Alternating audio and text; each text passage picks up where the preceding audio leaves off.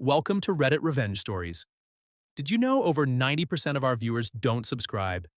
If you enjoy this video, please subscribe and hit that like button. We're targeting 500 likes on this one. Let's dive into today's tale. I never thought I'd be the kind of man to tell a story like this. You know, the kind of man who sits in silence at 3 a.m., staring at nothing, wondering where everything went wrong. If you'd asked me a year ago, I would have told you I had the perfect life. My name's Patrick. I'm 39 years old, a small business owner, and until recently I thought I was married to my soulmate. Elena and I had been married for 12 years. We met in college. She was studying psychology, I was grinding my way through engineering. She had this soft way of speaking that made you feel heard, seen. People gravitated toward her. I guess that's what drew me in at first. She had empathy in spades, a gentle laugh that made even the worst days feel manageable. We dated for 3 years and got married right after graduation. Everyone said we were a power couple.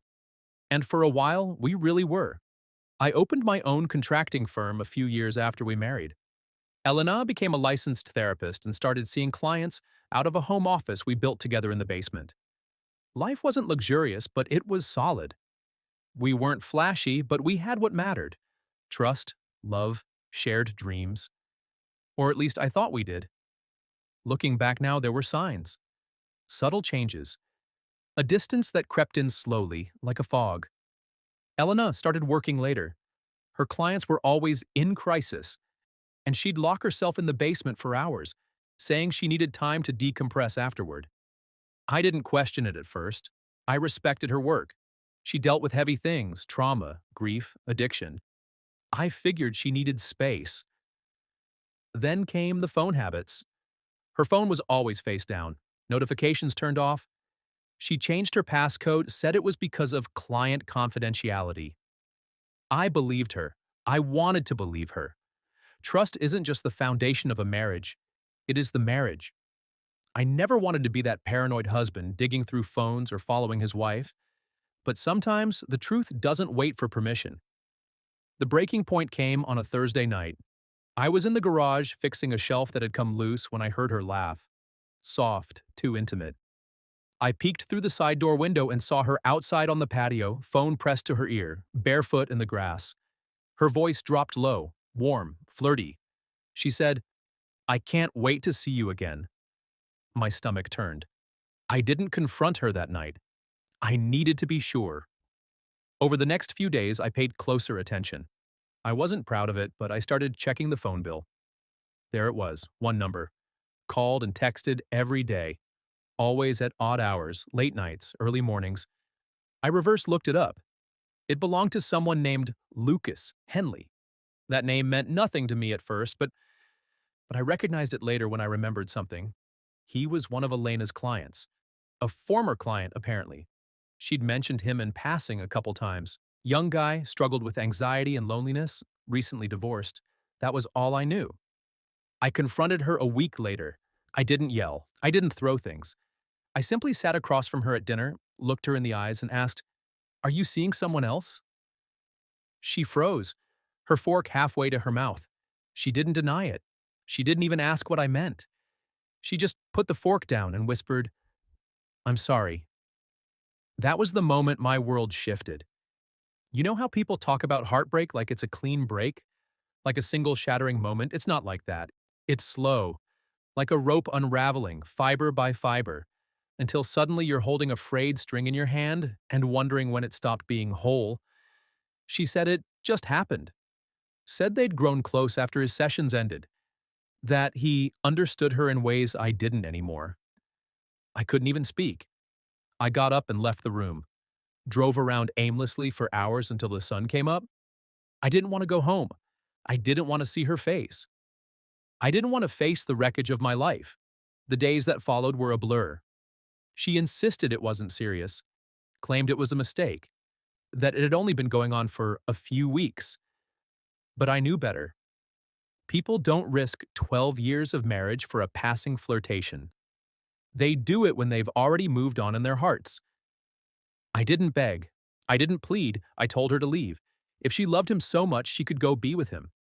She packed a bag and moved out the next day, but that's not the end. Not even close. You see, heartbreak changes you. It strips you down, tears out the softness, the mercy. It leaves you with clarity. And in that clarity, I found a purpose. Revenge. Not the kind that involves screaming matches or vandalism.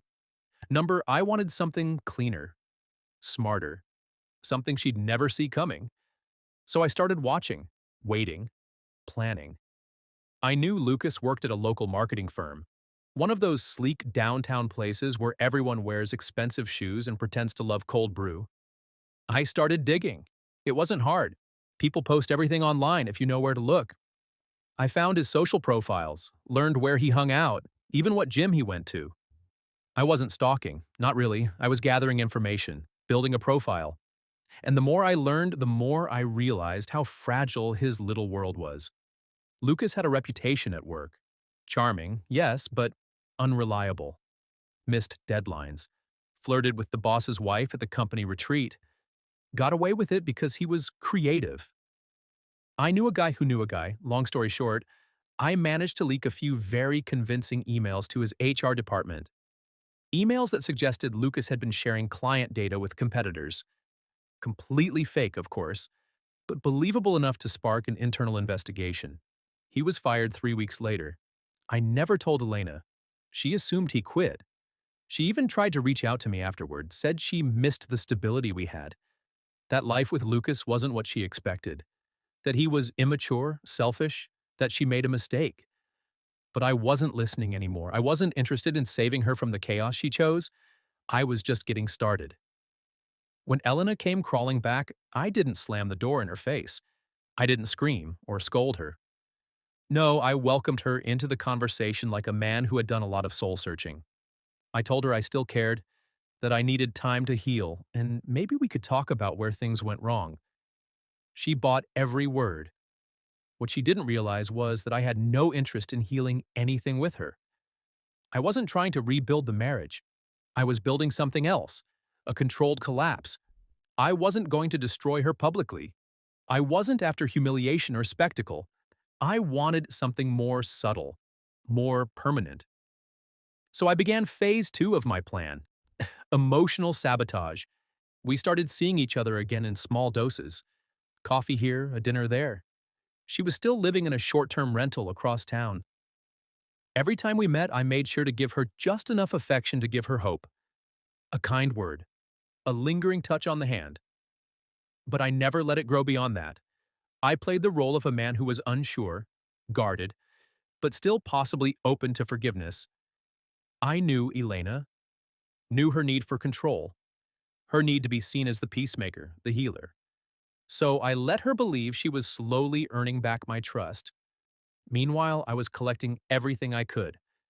Every message she sent, every vague apology, every admission of what she'd done.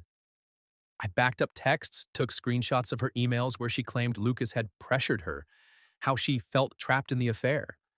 She was rewriting history now, painting herself as a victim. But I was the one holding the brush. During this time, I also contacted a lawyer. Quietly. I didn't file for divorce right away. That would have tipped her off. But I wanted to understand my options. Turns out, with enough documentation, a strong enough narrative, and her own written words, I could protect myself and, more importantly, protect the business. See, Elena and I were still technically co-owners of the house and the company's main building, even though she never had anything to do with the day-to-day operations. She liked having her name on things. It made her feel important. What she didn't know was that over the past year, I'd been shifting assets. I restructured the business under an LLC in my brother's name. Clean, legal, airtight. Then came the opportunity I'd been waiting for. Elena called me one evening, said she had something big to share. We met at the park where we used to walk our dog. She sat on the bench next to me and said she wanted to move back in, that she was ready to recommit. She said her mistake with Lucas had shown her how much she truly valued what we had. I looked her in the eyes, gave a little smile, and said, "I need to think about it." She reached out, touched my hand. "Patrick, I know I broke your heart, but I'm here now. That has to count for something."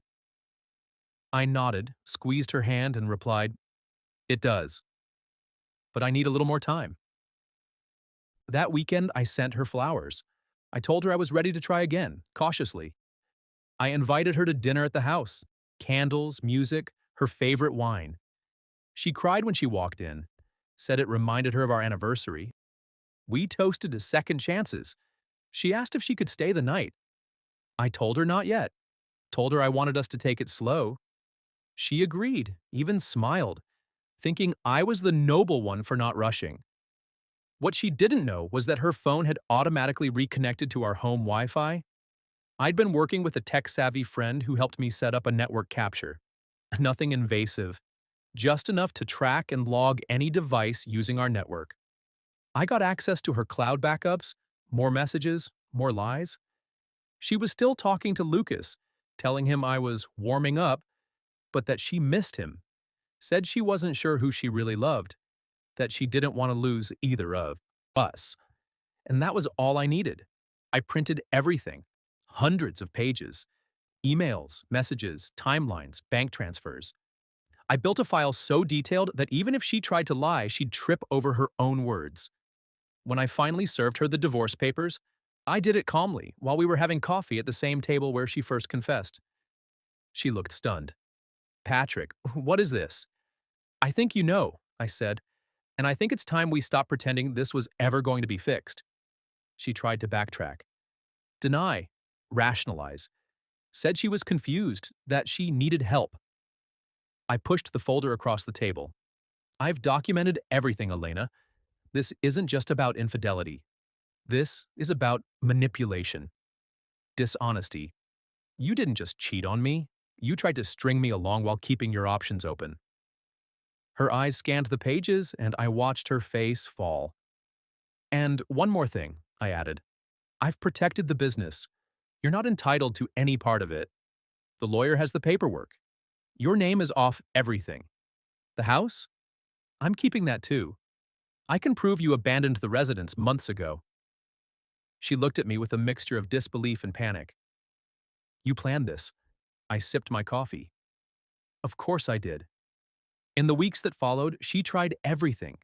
Apologies, rage, even threats. But none of it stuck. She had no legal standing, no leverage.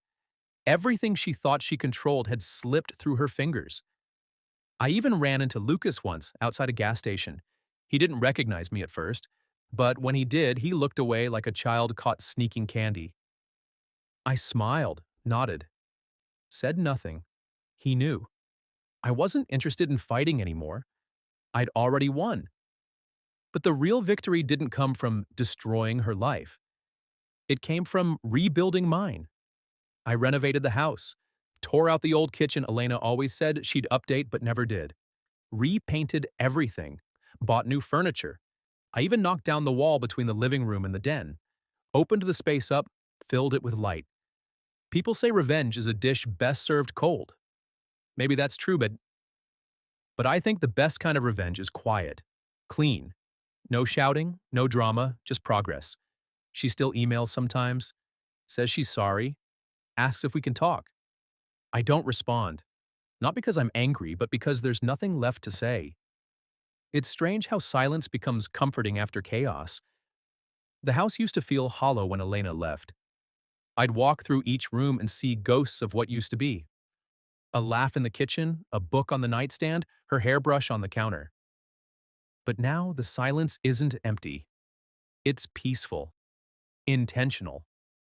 I used to be afraid of what life would look like after her. I thought starting over would be lonely, that no one would understand me the way she did. But over time, I realized she never really understood me. She just knew how to appear like she did. It's been about 10 months since the divorce was finalized. I've kept to myself mostly, focused on the business, which is doing better than ever. I hired a few new project managers, expanded our contracts, and finally took a vacation, a real one, for the first time in years. A week in the mountains with no emails, no phones, just trees and wind and quiet. That week did more for me than any therapy session ever could. Elena, meanwhile, has not fared as well. Word got around. She tried to rebrand herself as a relationship coach online, some self-styled guide for women trying to rebuild after betrayal. The irony nearly broke my face from laughing. She published a few articles, started a YouTube channel, even tried a podcast. But things didn't stick. People can smell dishonesty even through a screen. And I may have had something to do with that. A few anonymous tips to the platforms about conflicts of interest, screenshots of her own messages contradicting her public narrative, was all it took to cast doubt. Nothing illegal, nothing directly traceable, just enough to shake the foundation. I didn't do it out of bitterness. I wasn't trying to ruin her future. I just couldn't stand the hypocrisy. She had used people, me, Lucas, even her own clients, as stepping stones. She wasn't learning from her mistakes, she was marketing them. Lucas disappeared from the picture pretty quickly after she lost everything. No surprise there. When she was no longer exciting or useful, he moved on.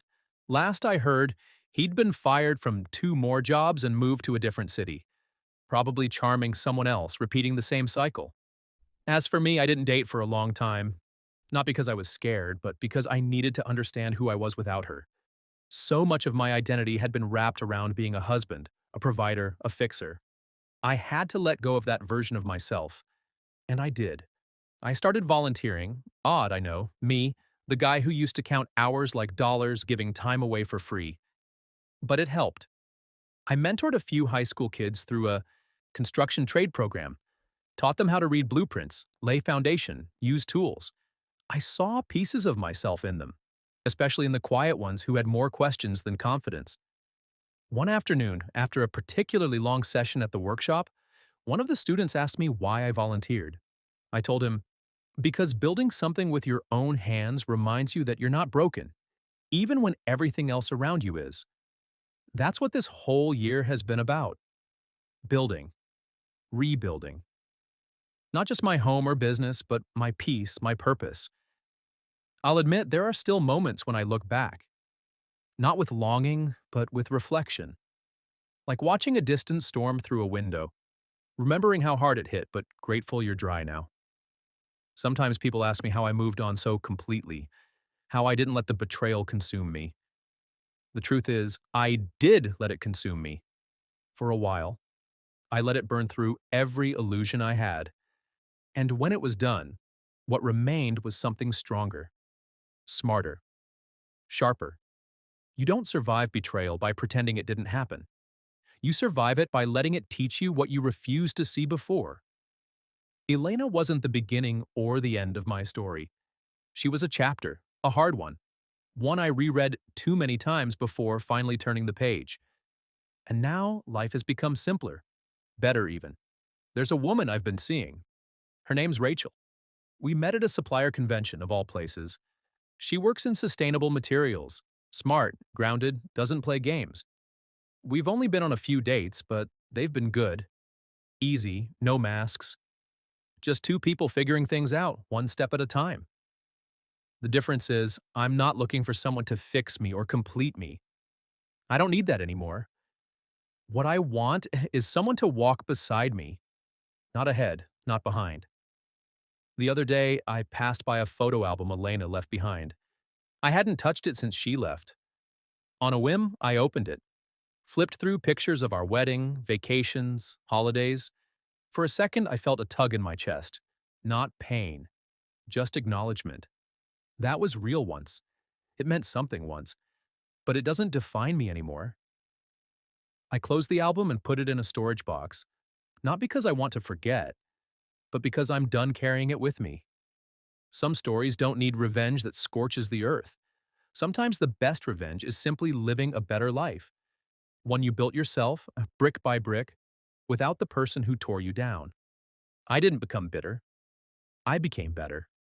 And that, in the end, is what she'll never understand. Because while she was playing games, I was playing the long game.